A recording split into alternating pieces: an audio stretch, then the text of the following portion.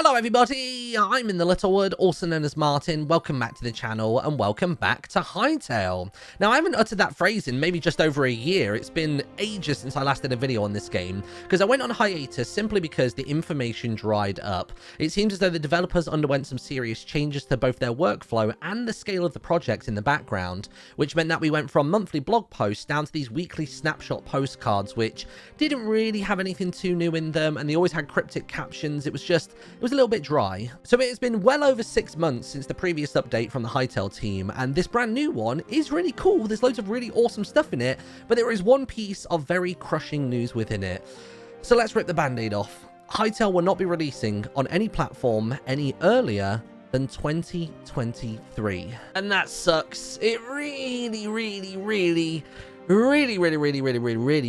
sucks, but it is what it is. I was live when the news dropped as well, so we reacted to the blog post live and read it together, and I think we all had the same kind of feeling, right? There was that initial shock and the upset, and personally I had a wave of cynicism, and I think a lot of other people did as well, because there was name dropping of things like Cyberpunk and Cube World, both of these being titles that have been delayed numerous times and ultimately disappointed people. But there were some key differences between their life cycle and Hytale's life cycle. The biggest one of those being is that we've seen a lot of in-game content already, not just from still images, not just from blog posts saying what will be, but we've seen actual living, breathing video footage of the game in action. And to be honest, there hasn't been any red flags throughout that, so that fills me with a lot more confidence about this. And it's not often that a game of this kind of caliber, or even the project scale, actually brings the viewer or the player along for the development journey quite as intimately as Hytale have. So I think if there was anything to worry about, we probably would have seen it by now. But yeah, 5 years is a really long time. Somebody pointed out in my chat actually that if you watch the trailer when it first released and you were in your final years doing your GCSEs in secondary school, then by the time 2023 rolls around, you will be graduating university. Like, that is mad. Like, your entire lifestyle will have undergone like such drastic changes. Your interests, your goals, your finances will have all shifted during that time. And I think that's where my upset and my worry boiled down to, because of course the trailer had phenomenal success, but with that, the players that were there for the trailer, will they be there for launch? And I would like to say yes, but like, you know, optimistically, I'd like to say yes, everyone will still be there. Of course they will, but the reality of it is that it's probably no. But hopefully, using the Hypixel server and just kind of continuing development and being open about things, hopefully they will just kind of bolster up those numbers to plug the people that will fall to the wayside. And I think another reason why this hit me so hard as well is because I personally have been on this journey for double the time that the average person will have been on, because I was actually shown the game all the way back in 2015 or 2016. I remember being at Insomnia Gaming Festival in Ireland. Noxy turned up for the day and was hanging out, and he whipped open his laptop and he showed a couple of us in a hotel room a really early build of Hytale and sort of pitched the concept to us and sort of let us, you know, have a sneak peek at what the guys were working on before it was ever any kind of public information. This was years before the trailer, bear in mind. So like, we saw a playable character and it was very flatland grass. I think there was like a couple of rocks, a couple of bushes, and a river.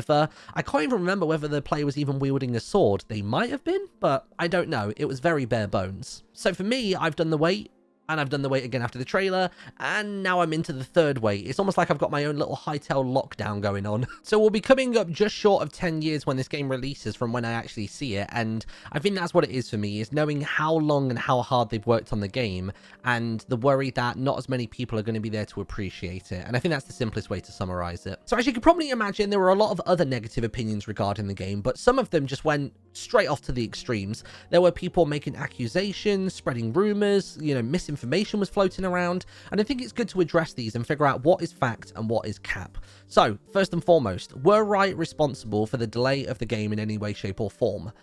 No.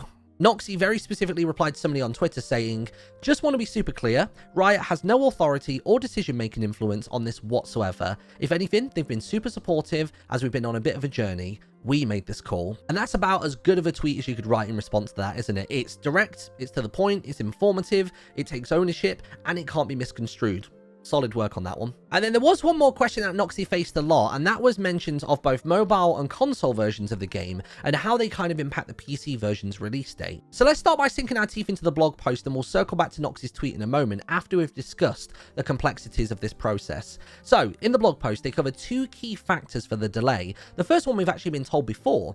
Because of the trailer's success, it opened up a lot of doors, a lot of attention, money, resources, knowledge, and it immediately managed to bump the project up and allow it to become a more expansive project. So at the end of the day, we're going to be getting a bigger and better game because of it, and I'm all for it. There were people that were still unhappy on Twitter arguing that, you know, they could release the game in its current form, you know, do cycled updates similar to Minecraft, but realistically, they've not released the game yet. They have zero pressure to do that. The only reason that Minecraft releases their updates in that fashion is because they've had to flesh the game out as time goes on. When it first came out, this thing was no more than like a small sandbox where you can place blocks, break them, and that was it. Like, it wasn't a game, it was just like a tech build. So one reply that Noxy posted on Twitter said roughly the same-ish time it would have taken. It's not a delay exclusively for the ports, but we still need quite a bit more time for the base game. And I believe this because even in this blog post alone, which I think might have been their goal, they've shown off that there have been major overhauls to the combat, the character personalization, and even the artificial intelligence of their game,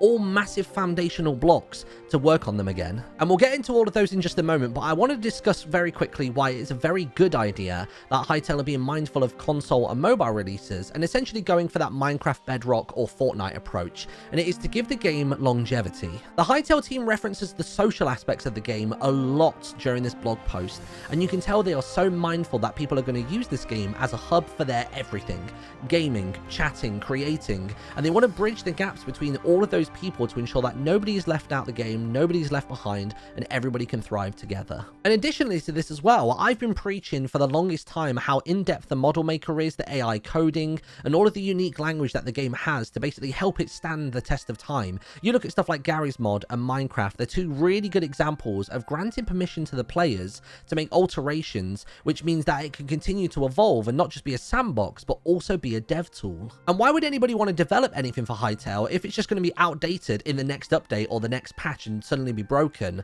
That's one of the best things that Minecraft Bedrock does, is you can play any map on any platform at any time, whether it's 4 years old and you used to play it on a mobile phone or you're playing it in modern day on PC with RTX turned on, it's going to work because the game is built in such a way that it can automatically convert those old pieces of code into the brand new format, and it's so smart. So there's my hot take on why multi-platforming and having that better foundation is going to help the game in the long run, and it will become a game that we can play, much like Minecraft, for a decade or more. So just before we get into the brand new stuff that they've shown off, let's quickly acknowledge the fact that the weekly postcards on Twitter will be coming to an end for now. This is mostly because Hytale is going under so many drastic changes that these freeze frames really aren't going to be showing off the end product if they change a couple weeks later, you know what I mean? So instead, they're going to be opting back to blog posts, but even those are going to be at significantly lesser frequencies. But it does mean that anytime there's a blog post now, it's probably going to be hella juicy. All right, let's talk about some new stuff, the exciting stuff, the happy stuff. So we're beginning today with the expanded character personalization. So in our first screenshot, we can see 3 different characters which have wildly different appearances, and we get our first glimpse of horns. Yup, big old toothpick sticking out of this dried tomato Hellboy looking fella. We got a little flower in the hair of another character, and then we've got plain old Billy in the foreground. Poor Billy. So horns are only one of a few major additions to the customization tools this time around. We've got this video that came in the blog post as well, where we get to see loads of horn styles and even a few new ears. These ones have got Shrek written all over them. Then in the next paragraph, there was something that a lot of people seem to gloss over. The fact that our playable characters are now going to be able to have tusks. So literally giant teeth can protrude from your face if you really want them to. And it's going to be really interesting to see how they do this, because obviously we have different NPCs and we have different monsters that have tusks, but they also have gigantic mouths. The mouth of a Hytale player is normally relatively small. Now, it could be a case of the tusks are only tied to certain playable characters, because we've already had confirmation that you're going to be able to play as lots of different races in Hytale. So maybe it's only reserved for some of them? We'll have to wait and see. All I'm saying is that if you can play as a Trork, that'd be sick. And the more we read through this blog post, the more apparent it becomes that custom skins probably won't be making an appearance in Hytale, which is quite a stance to take given the team's Minecraft roots. But that might not necessarily mean we're limited to the studio's creations. I'm kind of optimistic that we'll have an equivalent of the Minecraft marketplace that they have in Bedrock, where creative people can upload their accessories, alterations, custom models, and things like that using the Hytale model maker for people to buy and wear. That would probably require a big approval process, but from trusted teams and trusted artists, it could be good. A little later on in the blog post, we do get the confirmation that players are going to be able to change their appearances on the fly, because there's a real emphasis on being able to change your appearance with your mood, because your avatar is an extension of yourself. And basically, this is confirmed by the line, and all avatars are free to adjust their appearance as the mood strikes them. I've said this a bunch of times before, but if we don't get presets, I'm going to flip a table. I want to be able to create maybe 6 different appearances for myself, have them saved, and if I can just press, the escape key, go to appearance, preset 2, and it suddenly switches out the clothing, that would be fantastic. But obviously this has to work within reason. You couldn't play, say, a minigame on a server, somebody gets you really low on health, you run around the corner before them, do a quick swap, and then as that person comes around the corner, they think you are a brand new player with a bigger health pool, and they run the other way. Like, there's got to be some way of disabling it. Time for lore. Time for lore. Story. So you'll know by now, if you've watched me in any capacity, that I really enjoy lore and story building and world building. It's something that gets me really excited because it shows such a depth and complexity to games. And there was a line in the blog post today that kind of made me excited. So it said, our player characters are avatars, the powerful, playful, and protean denizens of a boundless realm known as the Ultiverse, drawn to Orbis by a mysterious cosmic event. So the phrase drawn to Orbis is really interesting because it implies that something's happened there and we decided to go and investigate. So we're not just like suddenly teleported there one day by, Varin or any other kind of evil being. There was something that happened on Orbis, whether it was a huge burst of light that you could see from the other planets in the Ultiverse, or maybe even there was like a giant burst of energy and it like rippled across the, the galaxy, and you were able to feel it if you were attuned to some kind of like, magic. But something major happens, which obviously explains the setup for the story of the goddess Gaia, that makes us want to go down to the planet. And I can just imagine, like, if canonically we're from like Numdrassil, because that's like the closest looking thing to Earth that I can think of, or if you happen to choose one of the other races, maybe you start off over at Torbalin, which looks really hot. Maybe you kick off on Karpak, which looks admittedly a little bit stinky. Or it could even be a case of you start off as one of Varin's minions. Like, imagine playing as an Outlander and actually starting over on Nexus. I'm so excited. I mean, it could well be a case that those other planets in the Ultiverse are areas that we will explore in future major updates for the game, but for now, we'll just sit and simmer on it and see where it goes. I mean, all I'm saying is, with all this time and all this budget, could we get a really cool opening cutscene to Hytale? Like, that would be so sick. I would love that. A full animatic, 2-3 minutes long, kind of like a WoW trailer, if you will. I would die if that happened. Or at the very least, it would be really cool if going into space was a future objective. So when you start the game, you are crash landed in the middle of the forest on the first zone of the, Orbis, and you've got some very basic provisions. You've got like, a sword, maybe some food, and a couple of materials. That would be fun. All right, I'm going to take this lore hat off because it's really heavy. It makes my neck crank sideways. And let's move on to combat. So for the people that are dedicated Hypixel players, combat is almost arguably going to be the most important feature for them. It's the key element that's going to prompt them to jump over from Minecraft over to this new title. And oh my god, it looks like they've been working hard. So we were already well aware of various weapon types in the game, and as they state in their blog post, they wanted to step away from the really simple weapon mechanics that you have in other games where it's just a slight attack speed difference and a damage modifier, and that's it. But instead, they want to give us some gritty mechanics, some cool mobility, and even some pros and cons to each one so people can fit their own playstyle. So in this clip, you're seeing a demonstration of the one-handed blade, which can be partnered with a shield, luckily. The audio and visual effects are brand new, and there is some additional UI that will come at a later date, but it's currently a work in process, so they hid the overlay for today. So the character begins by jumping off the ledge, and the only reason that I'm mentioning that isn't to do a play-by-play, but because later on, there is a slightly different jump that I want you to compare it to. This jump is followed by a 3-hit combo, a little left, right, and downward chop. They move on to dummy 2, which gets the same treatment, and then the third feels the wrath of a charged lunge. I'm assuming this will just be a press and hold, and then you release to do that kind of strike. And a super important thing to know is that as they're running over towards dummy 3, there doesn't seem to be any slowdown in their movements as they're doing the charged lunge, so that seems insane. Because in just about every other RPG ever, whenever you do a charged attack, you tend to go into like a squat position and move a lot slower because obviously you're about to unleash something that has a lot of oomph, but Not in Hytale. Dummy 4 gets the same treatment with another charged attack, and this one actually shows off the knockback effects as it gets yeeted off of the cliff. And then the moment that strike lands, a new blue shiny effect appears around the blade. This signifies that the swordsman's signature move is ready. In the final version of the game, when you can actually see the overlay, you'll be able to see a bar that will fill up essentially by landing blows and blocking incoming damage, which means that using the shield isn't just purely for defense. It's probably a safe bet to assume that landing attacks is going to fill it quicker than blocking, but it's a positive gain either way. So in this example, it seems as though 6 primary attacks and 2 charged attacks are all it takes in order to build up the signature move. And this is actually quite nice because I think popping off a signature move every 3rd strike wouldn't feel very special. I like that there's a bit of a weight between each one. So let's move on to the signature move itself. It comes in 2 parts. The first one being an AoE spin for damage. AoE basically means area of effect. So anybody close by the swordsman is going to get whacked with this sword. Seems to have a minimal knockback on it as well. And then immediately after that spin is finished, there's a charge strike, which we've used previously, that automatically pops and you go straight towards the 3rd enemy, knocking them back as well. So my only question regarding the signature move is, can you fill up the gauge just slowly over time like a piggy bank waiting to be spent? Or do you actually have to attack in rapid succession, because anytime you're not striking, the bar starts to fade back down again? I'd be really intrigued to know that. And as well as the signature moves, players apparently need to also be mindful of their stamina gauge. So towards the end of the sword paragraph, it says, however, baiting out unnecessary blocks and outlasting their stamina leaves them vulnerable and reduces their ability to flee.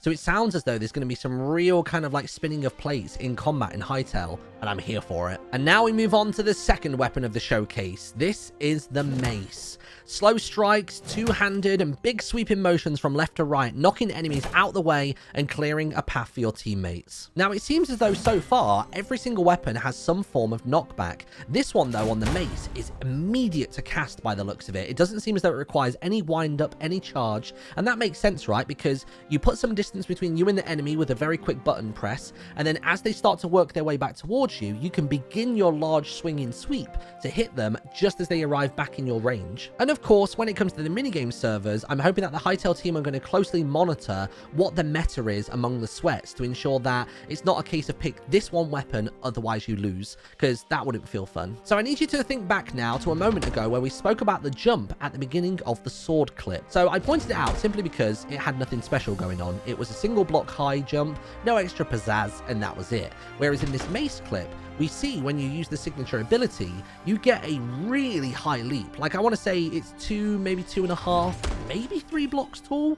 Jump into the air, followed by a smoke effect from the point that you left, and then an almighty slam as you come down, which for mobility is nuts. As the player is descending through the air, there's a blue aura that washes over them, ready for the giant impact upon landing. It hits, it lands for a circle of damage around the player, looks to be around about 2 blocks wide, damaging every enemy in the space. And then what happens next is really interesting. So the enemies are actually flung over the head of the player and placed behind them. So my question is, if you do this ability at any time, does it always place them over your head and behind you, or is this because we jumped from a great height? Like, is it a modifier based on fall time? At the moment, I'm thinking that this probably just happens regardless if you jump off of 1 block from the ground level or from 10 blocks tall. I think it's actually being used as a crowd control ability. So you do some damage, you fling them over your head, and you put them closer to your sword wielders and your magic dealers. I want to know as well if any kind of stun comes with this. So they throw them over your head behind you, and I wonder if they're stunned for a moment, which means that you have to, as a player, be reactive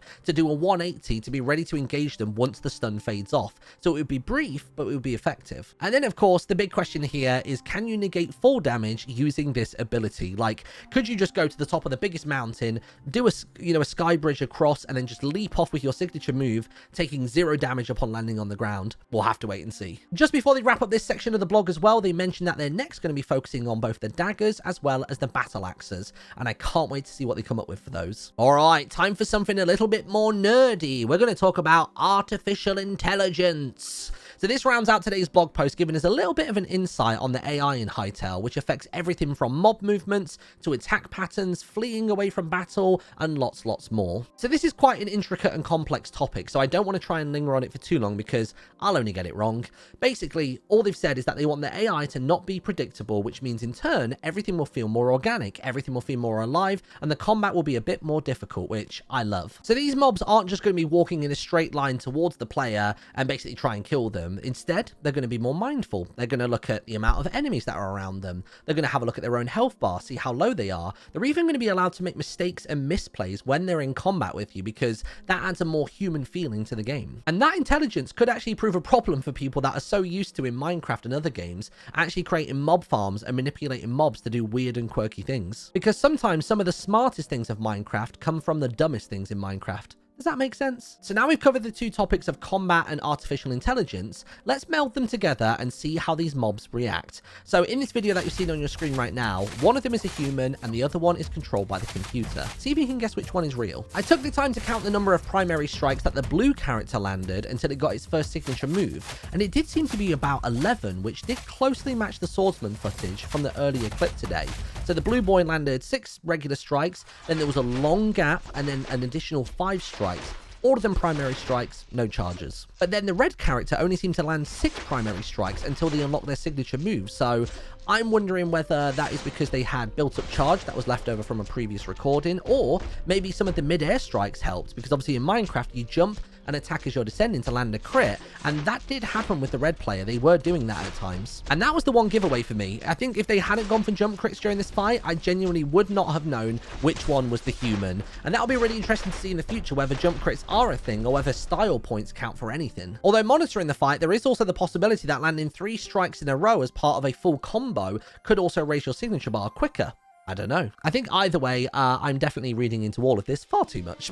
So I'm going to leave it there for today. Thank you so much for watching, everybody. The end of the blog post today rounds us out with a brand new piece of soundtracking from Oscar Garvin, which is named Adventure and Chill, which has some really nice callbacks in the melodies that are present in the song to the very first song we ever got, called Traveling Band. It's like 5.5 minutes of bliss. There's a really nice landscape shot of Orbis as well, and it's actually been playing in the background of this entire video. And I think that's where we're going to leave it for today. Thank you so much for watching, everybody. Be sure to subscribe to the channel. I'm going to be doing a bunch of Minecraft content between now and when Hytale releases. I'm going to be getting back on the grind with Bedrock development stuff and making those tutorial videos, and we're hopefully going to be starting work on the Christmas adventure very, very soon for a 2021 Christmas series. Other than that, I'm trying to play in as many MCCs this year as possible, and you can catch me just about every single day over on twitch.tv/InTheLittleWood. The link is in the description. Have a great one, and I'll see you next time. Bye-bye.